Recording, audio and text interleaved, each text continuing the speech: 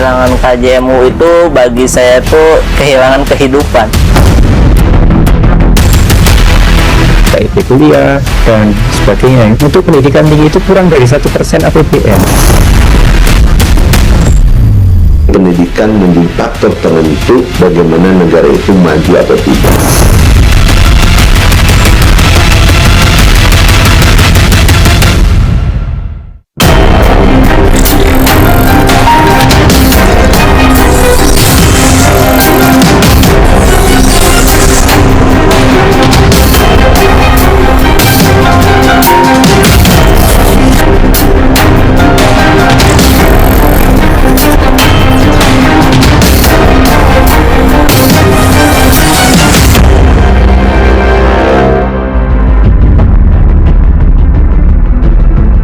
Wajah pendidikan tinggi Indonesia belum ramah. Kuliah hingga kini masih jadi barang mewah. Karenanya, status mahasiswa belum bisa digapai dengan mudah. Bantuan dana kuliah dari pemerintah yang sudah berjalan belum serta-merta jadi andalan.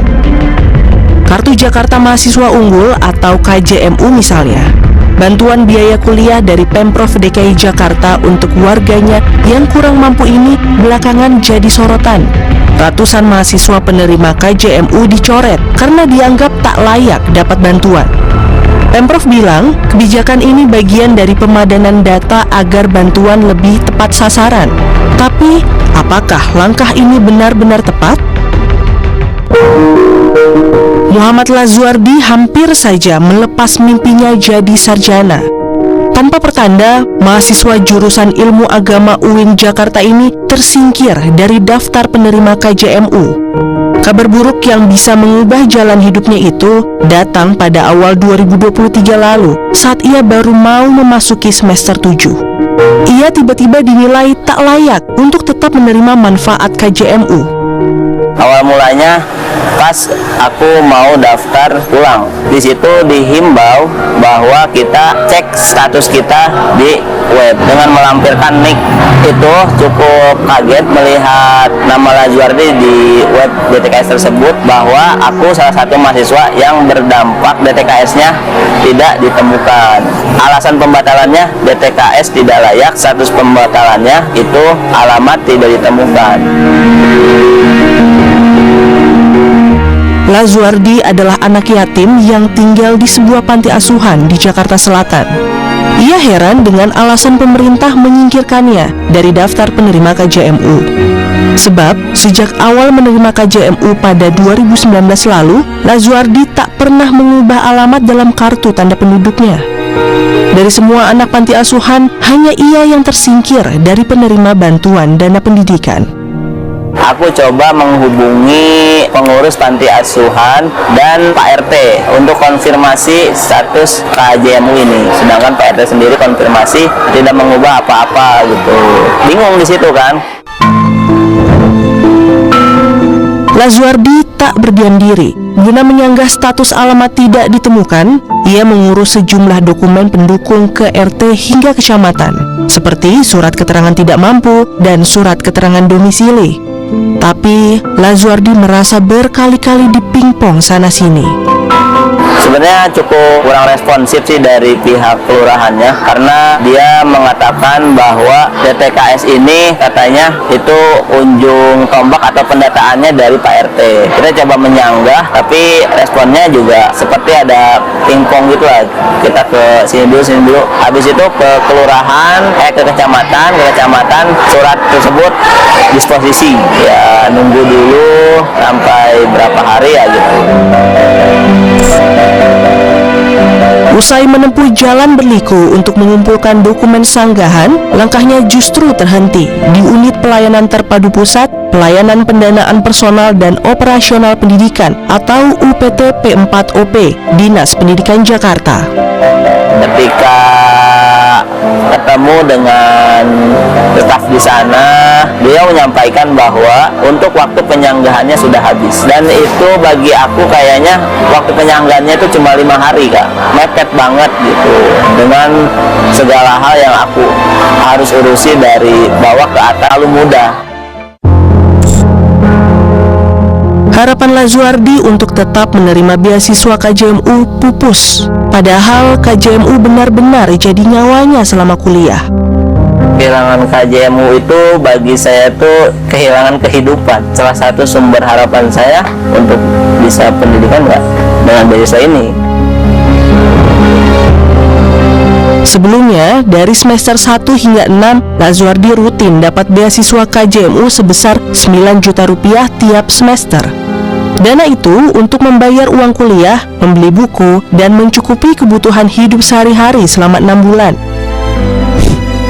Tak punya biaya, Lazuardi terpaksa cuti kuliah. Angannya untuk segera menyelesaikan skripsi dan meraih gelar sarjana tampak masih jauh. Pas saat cuti kuliah yang saya lakukan itu ngambil freelance Kak, jadi nggak bisa masuk setiap saat. Kalau seperlunya aja, seperlu dibutuhkan aja, misalnya di jam-jam ramai. Upah Rp100.000 per hari ia terima. Paling tidak dalam sepekan ia bisa bekerja 3 hingga 5 hari. Tapi penghasilan itu tetap tak cukup untuk memenuhi kebutuhan sehari-hari dan menabung untuk uang kuliah. Ia butuh tangan dermawan agar pendidikannya tak terhenti di tengah jalan. Yang salah satu yang saya hubungin ya pihak pengurus panti asuhan. Dan alhamdulillah sih Kak, dari ceritanya saya ke panti meringankan, memberi bantuan uang ya senilai pembayaran UKT tersebut. Berkat bantuan dari panti asuhan, Lazuardi bisa kembali ke kampus bulan Agustus 2023.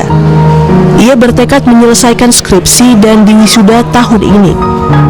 Mungkin nggak sebagian orang bisa beruntung melanjutkan pendidikan. Untuk mengurus beasiswa ini jangan terlalu dipersulit. Kalau seumpama ada temuan tidak layak, itu sepatutnya dikasih waktu untuk menyanggah. Tapi kalau seumpama temuannya kayak saya, mahasiswa binaan panti, yang satu-satunya harapan bisa kuliah ya di situ, apakah itu layak?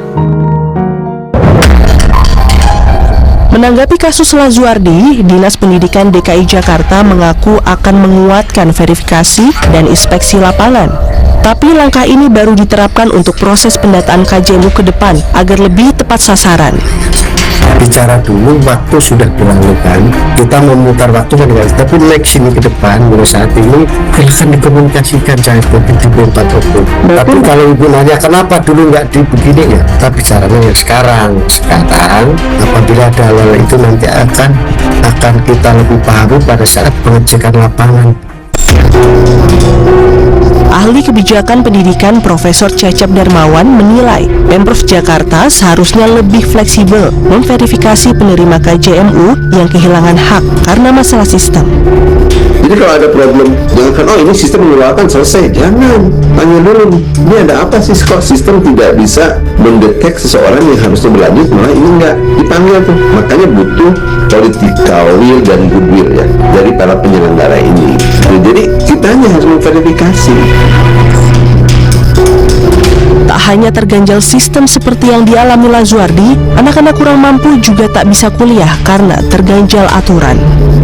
Karena kebutuhan yang saya jalanin gitu, yang harus saya cukupi juga gitu. Jadi kayak yang harusnya saya bener-bener nawa itu banget gitu buat nembus ijazah, ya akhirnya semua itu nggak terjadi.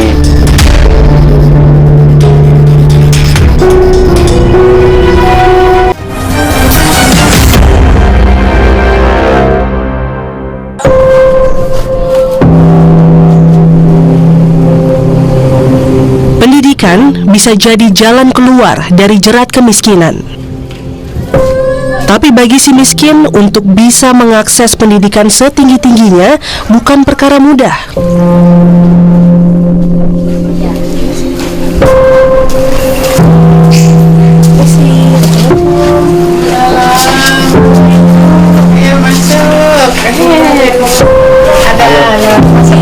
Jalan terjal untuk menggapai bangku kuliah harus dirasakan Luki Muhammad Reza, siswa lulusan SMK dari keluarga miskin.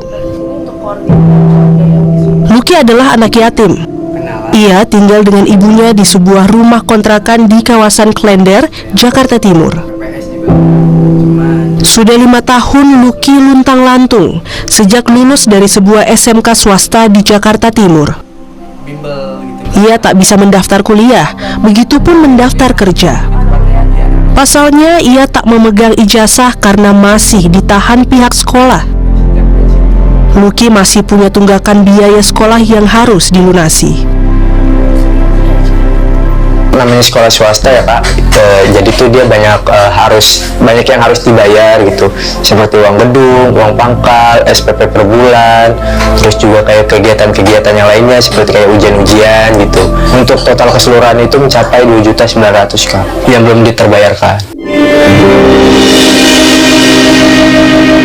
Sang ibu Rohani yang sehari-hari mencari nafkah sebagai pekerja rumah tangga tak mampu menyisihkan uang guna menebus ijazah anak bungsunya. Penghasilannya per bulan hanya 1 juta rupiah. Uang itu habis untuk bayar kontrakan dan makan sehari-hari. Kondisi ekonomi 4 kakak Lucky tak jauh beda, tak bisa jadi tumpuan. Rohani sempat memohon belas kasih sekolah, tetapi usahanya sia-sia. Nggak bisa, nggak dikasih gitu. Terus gimana kita ngomongnya, dibilang udah minta keringanan, minta ini juga nggak bisa. Sampai saya bilang nggak ada bapaknya kan Pak, kata saya tolong lah si Lucky. Ya saya bisa nolong gimana ya Bu, gitu ya. Kita jawabnya apa, ya udah saya pegang diam.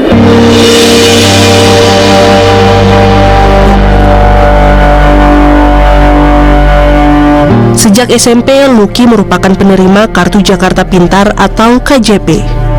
Ini adalah program bantuan biaya sekolah dari pemerintah Provinsi DKI Jakarta untuk anak dari keluarga tidak mampu agar dapat menuntaskan pendidikan wajib 12 tahun. Karena bersekolah di SMK swasta, ia menerima bantuan biaya sekolah sebesar Rp240.000 per bulan, plus dana personal sebesar Rp450.000 per bulan.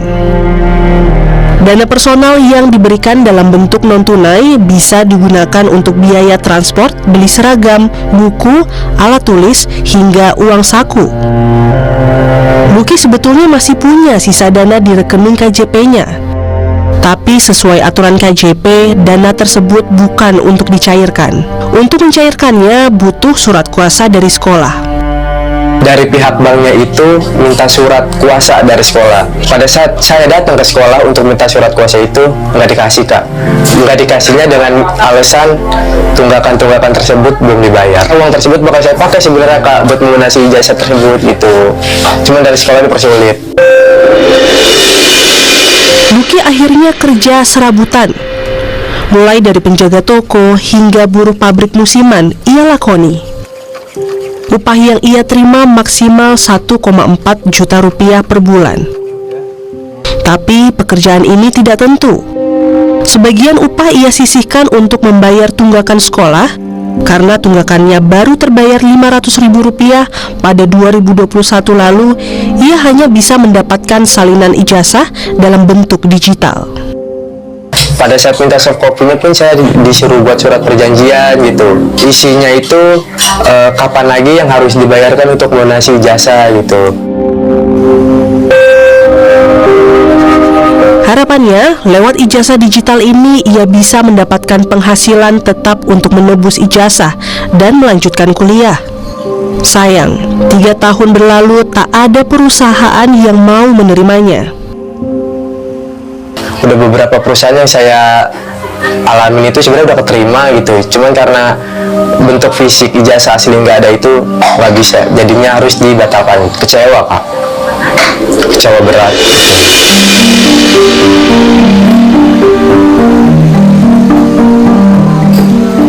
Kini pria 20 tahun ini menyibukkan diri dengan berorganisasi di lingkungan rumah, seperti aktivitas remaja musola dan bermain hadroh. Sesekali kelompok musik hadrohnya diundang untuk mengisi acara. Dari sini Lucky dapat sedikit upah, meski belum bisa menabung untuk menebus ijazah. dikasih berupa uang, cuman ya kita nggak lihat dari segi nominal gitu. Paling kecilnya itu 30 sampai 50 ribu. Apakah itu termasuk juga untuk menyisihkan biaya kamu untuk menebus ijazah itu? Karena kebutuhan yang saya jalanin gitu, yang harus saya cukupi juga gitu. Jadi kayak yang harusnya saya bener-bener nawa itu banget gitu buat nebus ijazah, ya akhirnya semua itu nggak terjadi. Di keluarganya, Lucky merupakan satu-satunya yang menyelesaikan pendidikan wajib 12 tahun. Lucky menjadi satu-satunya harapan sang ibu untuk memiliki anak yang mengenyam perguruan tinggi. Karena menurut saya pendidikan itu sangat penting, Kak. Kalau bisa saya kerja sambil kuliah pun itu udah menurut saya udah paling wah gitu dalam hidup saya gitu. Yayasan Suara Peduli Indonesia, sebuah lembaga kesejahteraan sosial yang mendampingi pendidikan anak-anak miskin di lingkungan rumah Lucky, mengamati banyak anak-anak miskin tak bisa kuliah karena tersandung biaya dan administrasi. Tidak hanya Lucky satu, tapi ada beberapa banyak Lucky yang memang itu hidden gitu, tersembunyi, tidak terpublish. Anak ini punya kemampuan, mereka bisa bersaing dengan anak-anak yang lainnya seperti itu gitu. Tapi ada permasalahan, apakah itu tidak ada punya dana untuk melanjutkan, atau mereka punya masalah keadministrasian di sekolah asal sehingga mereka tidak bisa mendapatkan haknya. Dinas Pendidikan Jakarta mengklaim telah terjun ke sekolah-sekolah, baik SMA maupun SMK, untuk sosialisasi program bantuan biaya kuliah bagi anak kurang mampu. Kalau bicara jemput bola, saya rasa Dinas Pendidikan itu udah komunikasi dengan anak-anak secara pintar, kan seharusnya sosialisasi terkait kajian itu disampaikan pada saat senjata jenjang pendidikan sekolah menengah itu disampaikan ada program ini, program bahkan secara masif kami udah sampaikan secara berjenjang. Angka partisipasi pendidikan tinggi masih rendah. Mampukah Indonesia mewujudkan generasi emas 2045? Anggaran untuk pendidikan terus meningkat ya, tapi faktanya itu anggaran pendidikan kita itu sekarang tidak cukup.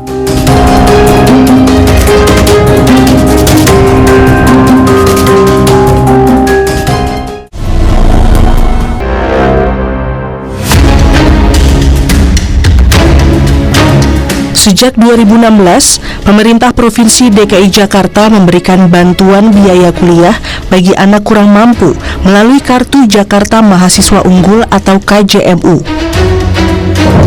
Program ini mampu mengerek angka partisipasi kasar perguruan tinggi di Jakarta dari 33,5% pada 2015 menjadi 40,05% pada 2023.